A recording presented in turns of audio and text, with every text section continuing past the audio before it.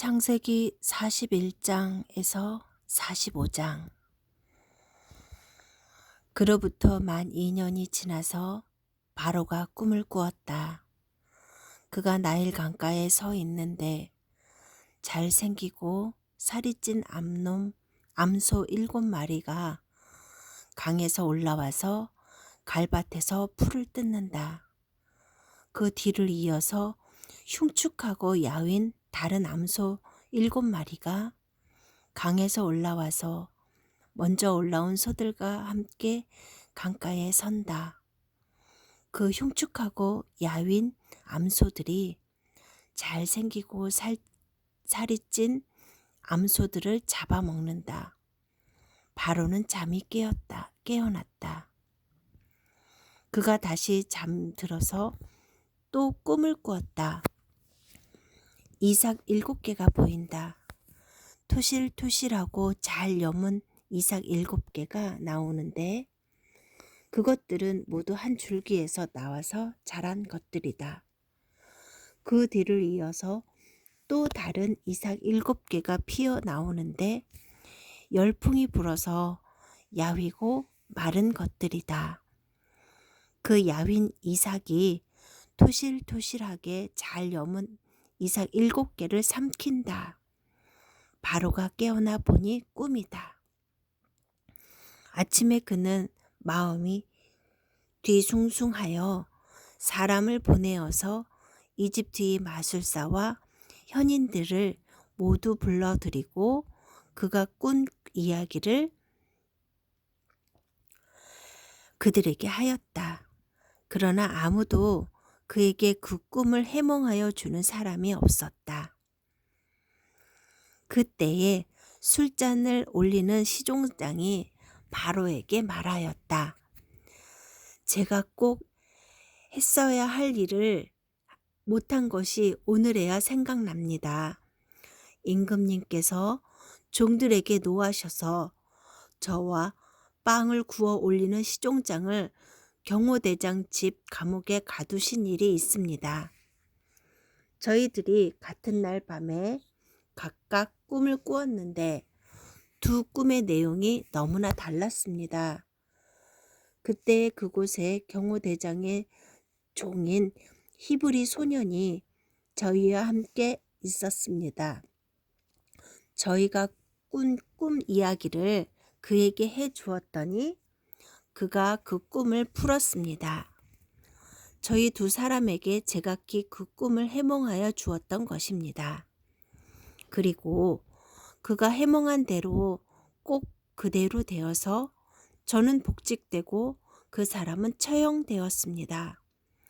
이 말을 듣고서 바로가 사람을 보내어 요셉을 불러오게 하였고 사람들은 곧바로 그를 구덩이에서 끌어냈다. 요셉이 수염을 깎고 옷을 잘 갈아입고 바로 앞으로 나아가니 바로가 요셉에게 말하였다. 내가 꿈을 하나 꾸었는데 그것을 해몽할 수 있는 사람이 없다. 나는 내가 꿈 이야기를 들으면 잘 푼다고 들었다. 그래서 너를 불렀다. 요셉이 바로에게 대답하였다. 저에게는 그런 능력이 없습니다. 임금님께서 기뻐하실 대답은 하나님이 해주실 것입니다. 바로가 요셉에게 말하였다. 꿈에 내가 나일 강가에 서 있는데 살이 찌고 잘생긴 암소 7마리가 강에서 올라와서 갈밭에서 풀을 뜯었다. 그것들이 뒤를 이어서 약하고 아주 흉측하고 야윈 다른 암소 7마리가 올라오는데 이집트 온 땅에서 내가 일찍이 본 일이 없는 흉측하기 짝이 없는 그런 암소들이었다. 그 야위고 흉측한 암소들은 먼저 올라온 기름진 암소 7마리를 잡아먹었다. 흉측한 암소들은 살이 찐 암소들을 잡아먹었는데도 여전히 굶은 암소처럼 흉측하였다. 그리고는 내가 깨어났다. 내가 또다시 꿈에 보니 한 줄기에서 자란 이삭 7개가 있는데 잘 여물고 실한 것들이었다. 그것들의 뒤를 이어서 다른 이삭 7개가 피어나오는데 열풍이 불어서 시들고 야위고 마른 것들이었다. 그 야윈 이삭이 잘 여문 7 이삭을 삼켜버렸다. 내가 이 꿈 이야기를 마술사와 현인들에게 들려주었지만 아무도 나에게 그 꿈을 해몽해 주지 못하였다. 요셉이 바로에게 말하였다. 임금님께서 2번 꾸신 꿈의 내용은 다 같은 것입니다. 임금님께서 장차 하셔야 할 일을 하나님이 보여주신 것입니다. 그 좋은 암소 7마리는 7회를 말하고 잘 여문 이삭 7개도 7회를 말하는 것입니다. 그 2 꿈이 다 같은 내용입니다. 뒤따라 나온 야위고 흉측한 암소 7마리나 열풍에 말라버린 쓸모없는 이삭 7개도 역시 7회를 말합니다. 이것들은 흉년 7회를 말하는 것입니다. 이제 제가 임금님께 말씀드린 바와 같이 임금님께서 앞으로 하셔야 할 일을 하나님이 보여주신 것입니다. 앞으로 올 7회 동안에는 온 이집트에 큰 풍년이 될 것입니다. 그런데 곧 이어서 7회 동안 흉년이 될 것입니다. 그렇게 되면 이집트 땅에 언제 풍년이 있었더냐는 듯이 지나간 일을 다 잊어버리게 될 것입니다. 그리고 기근이 이 땅을 황폐하게 할 것입니다. 풍년이 든 다음에 오는 흉년은 너무나도 심하여서 이집트 땅에서는 아무도 그 전에 풍년이 든 일을 기억하지 못할 것입니다. 임금님께서 같은 꿈을 2번이나 거듭 꾸신 것은 하나님이 이 일을 하시기로 이미 결정하시고 그 일을 꼭 그대로 하시겠다는 것을 말씀해 주시는 것입니다. 이제 임금님께서는 명철하고 슬기로운 사람을 책임자로 세우셔서 이집트 땅을 다스리게 하시는 것이 좋을 듯합니다. 임금님께서는 전국의 관리들을 임명하셔서 풍년이 계속되는 7회 동안에 이집트 땅에서 거둔 것을 5분의 1을 해마다 받아들이도록 하심이 좋을 듯합니다. 앞으로 올 풍년에 그 관리들은 온갖 먹거리를 거두어 드리고 임금님의 권한 아래에 각 성읍의 곡식을 무리하도록 하십시오. 이 먹거리는 이집트 땅에서 7회 동안 이어갈 흉년에 대비해서 그때에 이 나라 사람들이 먹을 수 있도록 갈무리해 두셔야 합니다. 그렇게 하시면 기근이 이 나라를 망하게 하지 못할 것입니다. 바로와 모든 신하들은 이 제안을 좋게 여겼다. 바로가 신하들에게 말하였다. 하나님의 영이 함께하는 사람을 이 사람 말고 어디에서 또 찾을 수 있겠느냐. 바로가 요셉에게 말하였다. 하나님이 너에게 이 모든 것을 알리셨는데 너처럼 명철하고 슬기로운 사람이 어디에 또 있겠느냐. 내가 나의 집을 다스리는 책임자가 되어라. 나의 모든 백성은 너의 명령을 따를 것이다. 내가 너보다 높다는 것은 내가 이 자리에 앉아 있다는 것뿐이다. 바로가 또 요셉에게 말하였다. 내가 너를 온 이집트의 땅에 총리로 세운다. 그렇게 말하면서 바로는 손가락에 끼고 있는 옥새 반지를 빼서 요셉의 손가락에 끼우고 고운 모시 옷을 입히고 금 목걸이를 목에다 걸어 주었다. 그런 다음에 또 자기의 병거를 버금가는 병거에 요셉을 태우니 사람들이 물러나거라 하고 소리 외쳤다.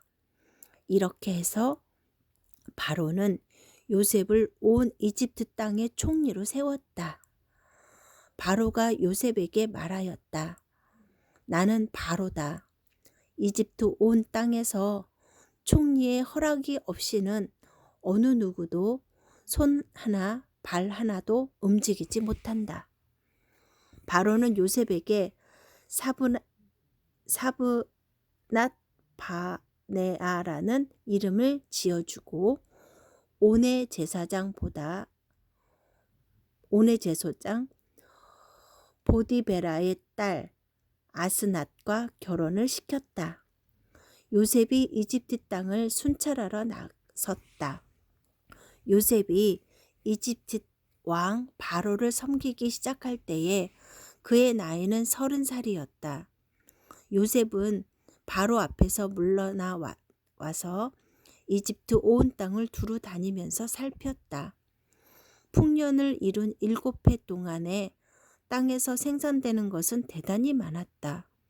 요셉은 이집트 땅에서 7해 동안 이어간 풍년으로 생산된 모든 먹거리를 거두어 들여 여러 성읍에 저장해 두었다. 각 성읍 근처 밭에서 나는 곡식은 각각 그 성읍에 쌓아 두었다. 요셉이 저장한 곡식의 양은 엄청나게 많아서 마치 바다의 모래와 같았다. 그 양이 셀 수 없을 만큼 많아져서 기록을 중단할 수밖에 없었다. 요셉과 온의 제사장 보디베라의 딸 아스낫 사이에서 두 아들이 태어난 것은 흉년이 들기 전이었다. 요셉은 하나님이 나의 온갖 고난과 아버지 집 생각을 다 잊어버리게 하셨다 하면서 맏아들의 이름을 므낫세라고 지었다. 둘째는 내가 고생하던 이 땅에서 하나님이 자손을 번성하게 해 주셨다 하면서 그 이름을 에브라임이라고 지었다. 이집트 땅에서 7해 동안 이어가던 풍년이 지나니 요셉이 말한 대로 7해 동안의 흉년이 시작되었다. 온 세상에 기근이 들지 않는 나라가 없었으나 이집트 땅에는 아직도 먹거리가 있었다. 그러나 마침내 이집트의 온 땅의 백성이 굶주림에 빠지자 그들은 바로에게 먹을 것을 달라고 부르짖었다. 바로는 이집트의 모든 백성에게 요셉에게로 가서 그가 시키는 대로 하여라 하였다. 온 땅에 기근이 들었으므로 요셉은 모든 창고를 열어서 이집트 사람들에게 곡식을 팔았다. 이집트 땅 모든 곳에 기근이 심하게 들었다. 기근이 온 세상을 뒤덮고 있었으므로 다른 나라 사람들도 요셉에게 곡식을 사려고 이집트로 왔다. 야곱은 이집트에 곡식이 있다는 말을 듣고서 아들들에게 말하였다. 얘들아, 왜 서로 얼굴들만 쳐다보고 있느냐? 야곱이 말을 이었다. 듣자 하니 이집트에 곡식이 있다고 하는구나. 그러니 그리로 가서 곡식을 좀 사오너라. 그래야 먹고 살지. 가만히 있다가는 굶어 죽겠다. 그래서 요셉의 형 10명이 곡식을 사려고 이집트로 갔다. 야곱은 요셉의 아우 베냐민만을 형들에게 딸려 보내지 않았다. 베냐민을 같이 보냈다가 무슨 변이라도 당할까 보아 겁이 났기 때문이다. 가나안 땅에도 기근이 들었으므로 이스라엘의 아들들도 곡식을 사러 가는 사람들 틈에 끼었다. 그때에 요셉은 나라의 총리가 되어서 세상의 모든 백성에게 곡식을 파는 책임을 맡고 있었다. 요셉의 형들은 거기에 이르러서 얼굴을 땅에 대고 엎드려 요셉에게 절을 하였다. 요셉은 그들을 보자마자 곧바로 그들이 형들임을 알았다. 그러나 짐짓 모르는 채 하고 그들에게 엄하게 물었다. 당신들은 어디에서 왔소? 그들이 대답하였다. 먹거리를 사려고 가나안 땅에서 왔습니다. 요셉은 형들을 알아보았으나 형들은 요셉을 알아보지 못하였다. 그때의 요셉은 형들을 두고 꾼 꿈을 기억하고 그들에게 말하였다. 당신들은 첩자들이요. 이 나라의 허술한 곳이 어디인지를 엿보러 온 것이 틀림없소. 그들이 대답하였다.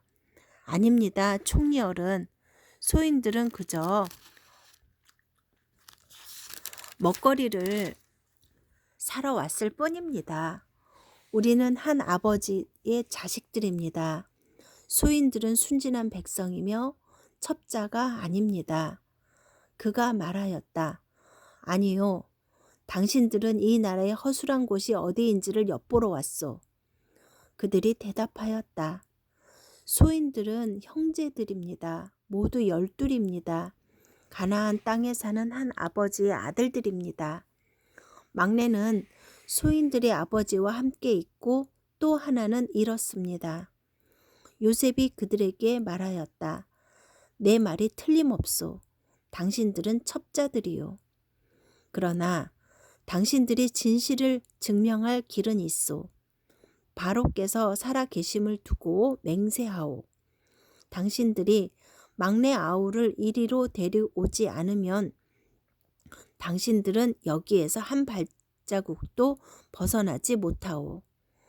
당신들 가운데에서 한 사람을 보내어 당신들 집에 남아있는 아우를 이리로 데려오게 하고 나머지는 감옥에 가두어 두겠소.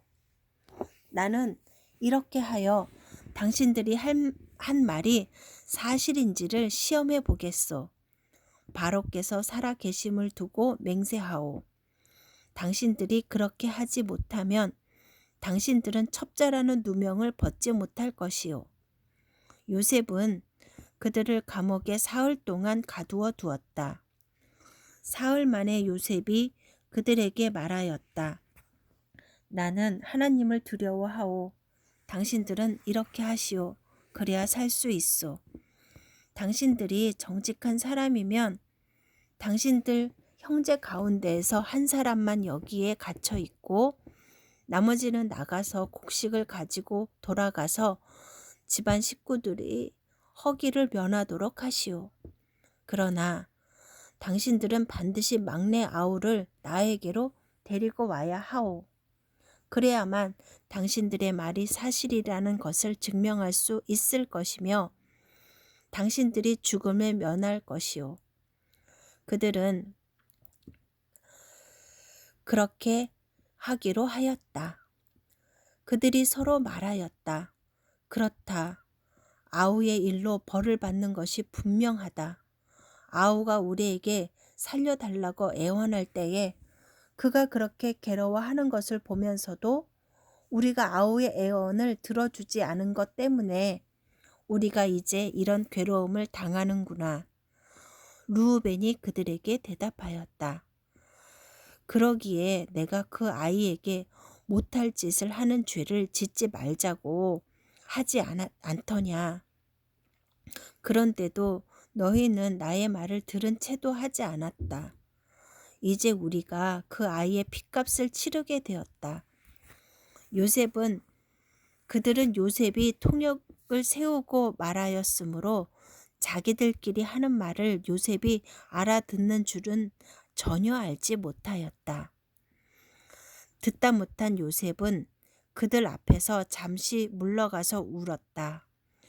다시 돌아온 요셉은 그들과 말을 주고받다가 그들 가운데에서 시므온을 끌어내어서 그들이 보는 앞에서 끈으로 묶었다.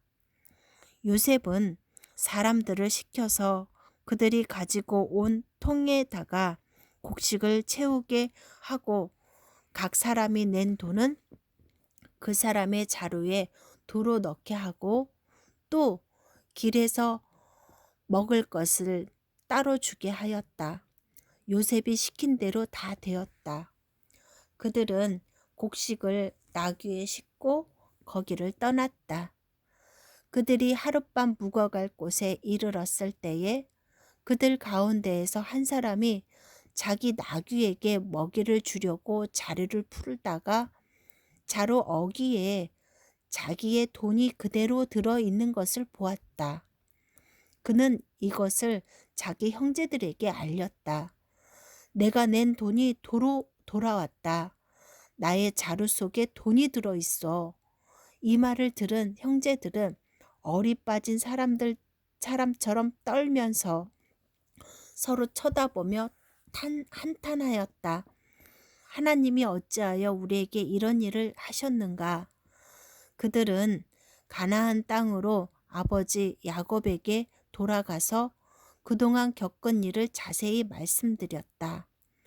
그 나라의 높으신 분이 우리를 보더니 엄하게 꾸짖고 우리를 그 나라를 엿보러 간 첩자로 여기는 것입니다. 그래서 우리는 그에게 우리는 정직한 사람입니다. 우리는 첩자가 아닙니다. 우리는 모두 한 아버지의 자식들로서 12 형제입니다. 하나는 잃고 또 막내는 가나안 땅에 우리 아버지와 함께 있습니다. 하고 말씀을 드렸습니다. 그랬더니 그 나라의 높으신 분이 우리에게 이르기를 어디 너희가 정말 정직한 사람들인지 내가 한번 알아보겠다. 너희 형제 가운데서 한 사람은 여기에 나와 함께 남아 있고 나머지는 너희 집안 식구들이 굶지 않도록 곡식을 가지고 돌아가거라. 그리고 너희의 막내 아우를 나에게로 데리고 오너라. 그래야만 너희가 첩자가 아니고 정직한 사람이라는 것을 내가 알 수 있겠다. 그런 다음에야 내가 여기 잡아둔 너희 형제를 풀어주고 너희가 이 나라에 드나들면서 장사를 할 수 있게 하겠다 하였습니다. 그들은 자루를 비우다가 각 사람의 자루에 각자가 치른 그 돈 꾸러미가 그대로 들어있는 것을 보았다.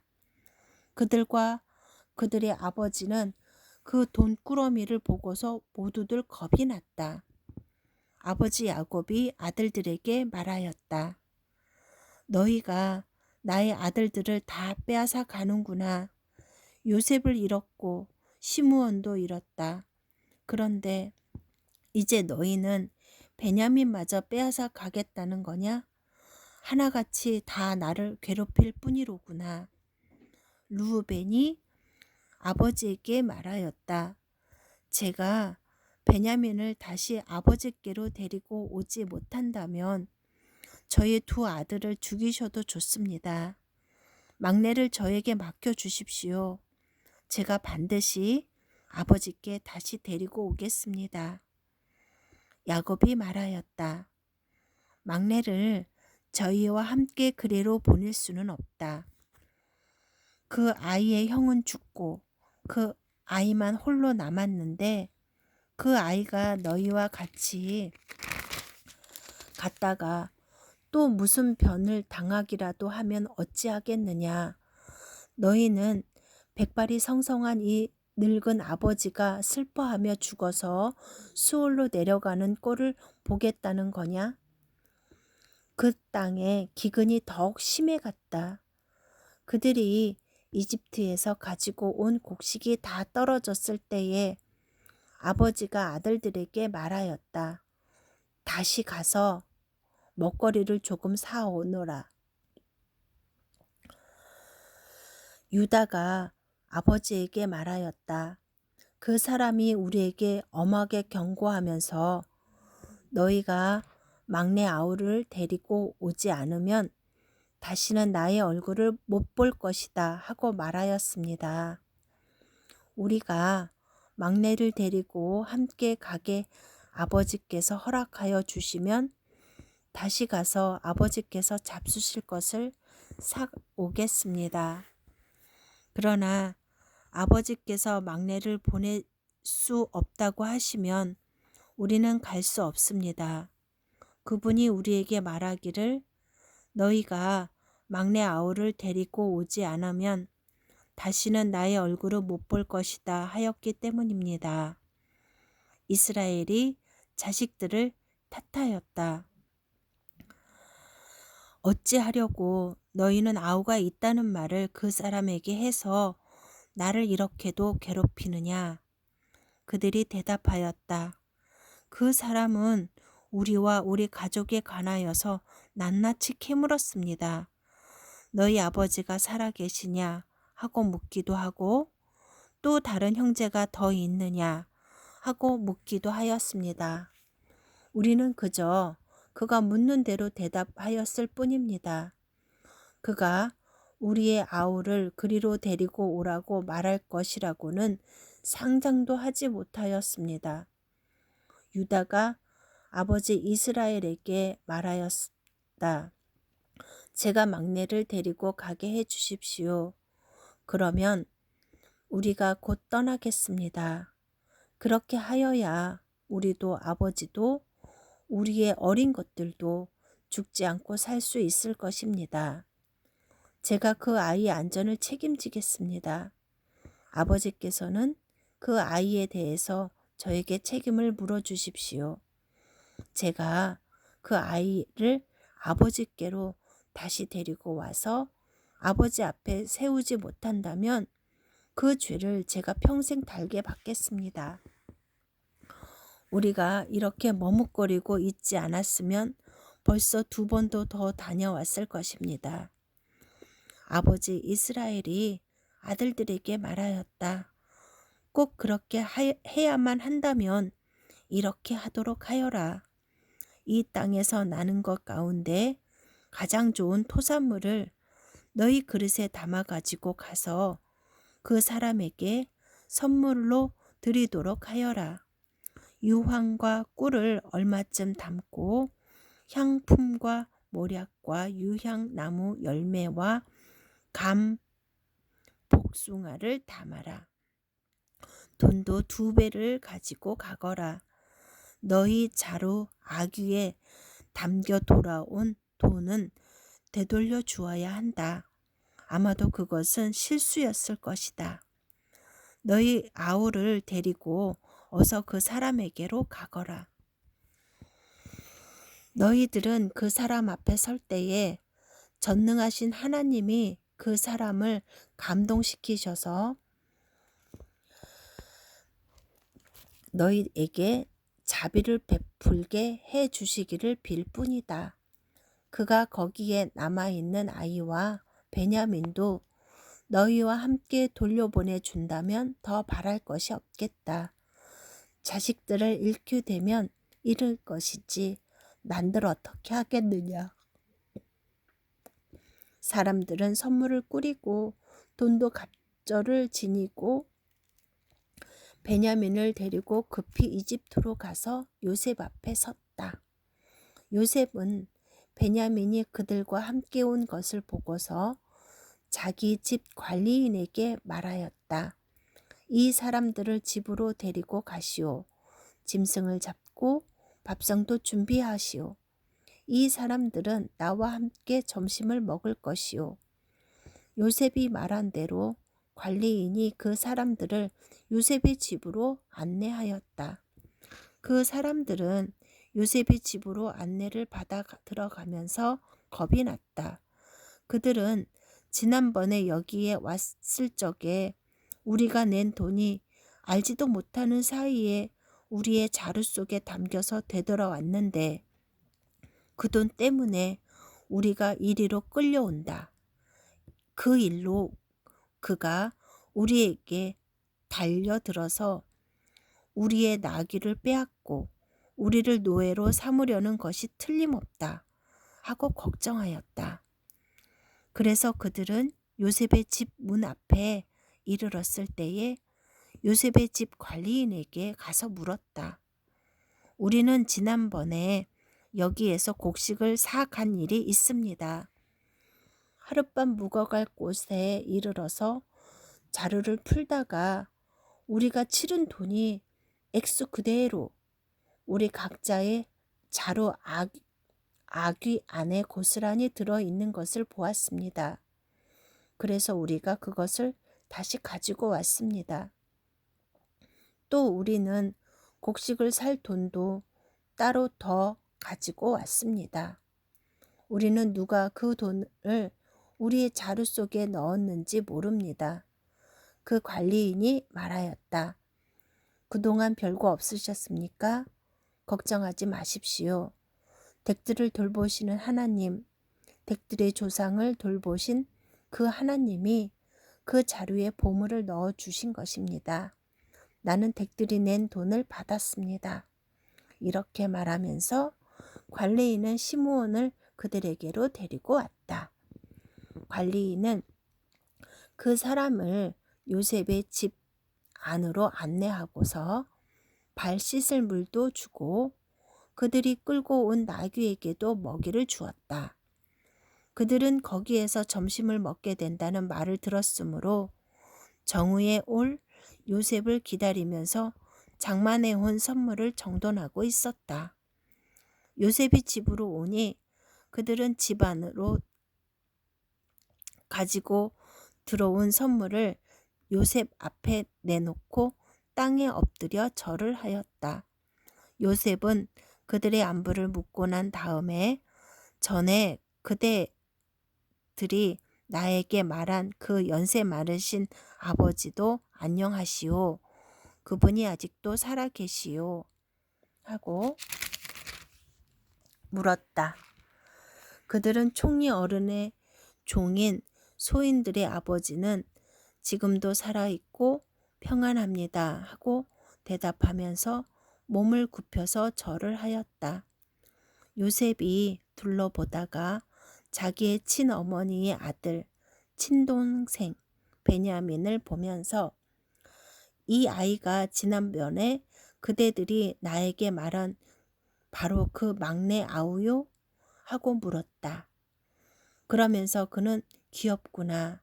하나님이 너에게 복 주시기를 빈다 하고 말하였다.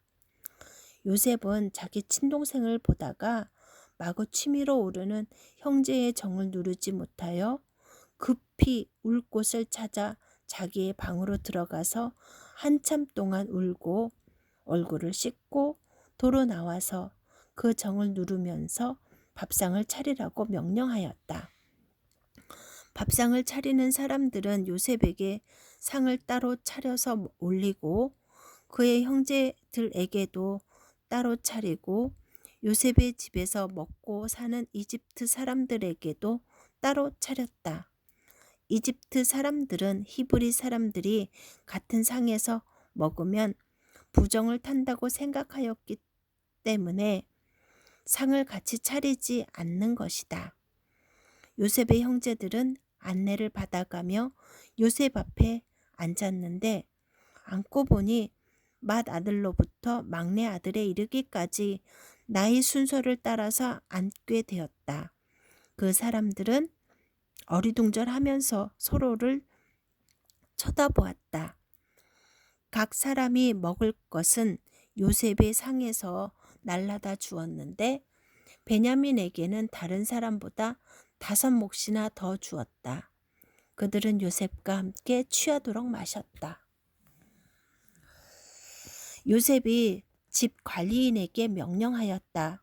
저 사람들이 가지고 갈 수 있을 만큼 많이 자루에 곡식을 담으시오. 그들이 가지고 온 돈도 각 사람의 자루 어기에 넣으시오. 그리고 어린 아이의 자루에다가는 곡식값으로 가지고 온 돈과 내가 쓰는 은잔을 함께 넣으시오. 관리인은 요셉의 명령대로 하였다. 다음 날 동이틀 무렵에 그들은 나귀를 이끌고 길을 나섰다. 그들이 아직 그 성읍에서 얼마 가지 않았을 때에 요셉이 자기 집 관리인에게 말하였다. 빨리 저 사람들의 뒤를 쫓아가시오. 그들을 따라잡거든 그들에게 너희는 왜 선을 악으로 갚느냐? 어찌하려고 은잔을 훔쳐가느냐? 그것은 우리 주인께서 마실 때에 쓰는 잔이요 점을 칠 때에 쓰는 잔인 줄 몰랐느냐? 너희가 이런 일을 저지르다니 매우 고약하구나 하고 호통을 치시오. 관리인이 그들을 따라잡고서 요셉이 시킨 말을 그들에게 그대로 하면서 호통을 쳤다. 그러자 그들이 그에게 말하였다. 어찌하여 그런 말씀을 하십니까? 소인들 가운데는 그런 일을 저지를 사람이 하나도 없습니다. 지난번 자로 어기에서 나온 돈을 되돌려 드리려고 가나안 땅에서 여기까지 가지고 오지 않았습니까? 그런데 어떻게 우리가 그대의 상전 댁에 있는 은이나 금을 훔친다는 말입니까? 소인들 가운데서 어느 누구에게서라도 그것이 나오면 그를 죽여도 좋습니다. 그리고 나머지 우리는 주인의 종이 되겠습니다. 그가 말하였다. 그렇다면 좋소. 그대들이 말하는 대로 합시다. 그러나 누구에게서든지 그것이 나오면 그 사람만이 우리 주인의 종이 되고 당신들 나머지 사람들에게는 죄가 없소. 그들은 얼른 각자의 자루를 땅에 내려놓고서 풀었다.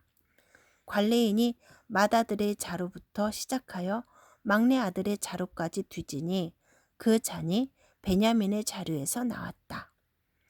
그것을 보자 그들은 슬픔이 북받쳐서 옷을 찢고 울면서 저마다 나귀의 짐을 다시 싣고 성으로 되돌아갔다.